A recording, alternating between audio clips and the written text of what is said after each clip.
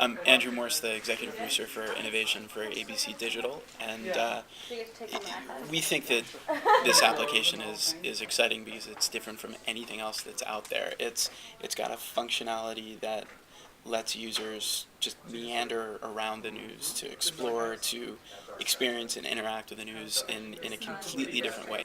Basically, you talked about how it's engaging in it, like conceptually there, but what does it mean for the user experience? Do you expect it to bring stories to the forefront that might not be getting attention in the linear nav, or what are kind of the expectations on that? I guess on the analytics. I think that's a really good question. I mean, when you have a more traditional site, and you're looking on a linear nav, or you're looking on a traditional website, a complaint that a lot of people have with digital media, who are traditional news consumers have with digital media, is that we push news at people, that you lose out on the user experience in the sense that you only get what you're looking for. There's no more adventure to it. There's no more exploration to it, so that you're given a page and you essentially have to consume that page. What our app does is it takes news back into leisure time. In the same way you might buy the Sunday New York Times, and you buy it because you want to read the day's headlines, or you want to see the real estate section. In the course of flipping through this gigantic newspaper, you find 10 or 15 stories that you never would have imagined. Okay, and as far as the design, how long did you guys take to, how much developer talent, etc., did you throw at this? Like manpower and time? Manpower and time. Yeah. We had the luxury of being able to actually hold the device and consider it and consider what other organizations had done while we were working on ours. And we've been working on it for a solid 3 months. Which teams were involved in developing this from ABC? I mean, everybody. It was definitely a team effort, from engineering to product to editorial to marketing to design. The production development teams took a lot of time and thought into building a product that could be maximized and replicated. So it's an HTML5 supported app, and so what that lets you do, if it's just a traditional app and you want to make a change or rebuild it or build another app, you have to start from scratch. With an HTML5 site, it's a lot easier to make changes and to break this app out and put it on other devices, like the Droid, for example. And so we're in pretty regular contact with other areas of the company who are innovating on their own, but who are also really drawn to some of the functionality of this. So I suspect that this will not be the only place you'll ultimately see this cool little globe.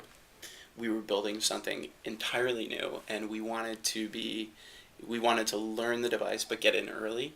So we didn't sit down and say, okay, we're going to take 6 months and crunch numbers on a device in a space that actually doesn't exist yet. So we sat down in a room and we brainstormed and we thought about what is the most functional, most interesting, most informative app that we can build. And we built it, and we'll put it out there. And once you get started, I think it is an experience that it has a way of sucking you in. Who are you guys working with in terms of monetizing this, in terms of ad delivery and the rest?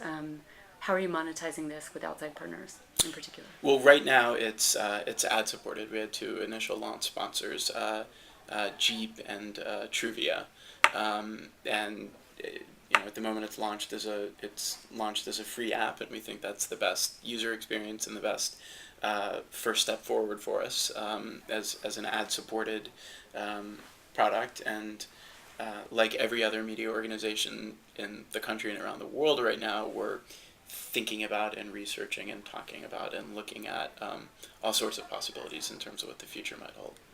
Do you know if this will continue to be ad-supported and free for the long term? Like 3 years, 5 years, 1 year? Honestly, I think it's really difficult for anybody to look 5 years, 3 years, even 1 year into the future and say with any certainty really much of anything in our business in the media. That's both on the broadcast side and the digital side. And if it sounds like I'm dodging your question, I'm not so much dodging it as I truly don't know the answer. What you guys are doing in terms of analytics, and when we can expect the first reports about the new app? Sure. We use Omniture to track the usage on the app, and we use the Disney internal ad system to work with the advertisers to make sure that they get the information that they need. And as far as just downloads of the app goes, we rely on the Apple Store information for that. Okay. I don't mean to sound cynical, but what is the thing that elite media, that traditional broadcast media fears most about the proliferation of devices, not just a single device like iPad? And we heard, iPad almost eclipsed MacBook sales, which is in the strongest quarter ever, and so on. We had the earnings news this week, but what is some of the fear still existing in traditional broadcast media circles about mobile? See, I think there's been an incredible transformation in recent months, and maybe this is me, but I think there has been a remarkable transformation in that fear has turned into legitimate excitement, and there are two ways of approaching the business at this point. If you're in the traditional media, if you are an ABC News or the New York Times or NPR, we're all in the same boat together. Or whether you're TechCrunch, we're all really in the same boat. We're all trying to figure out who our audience is and how to keep your audience and how to build your audience and how to grow your audience and how to keep costs down and how to innovate. And again, nobody has all the answers, but I'm not afraid. I'm excited.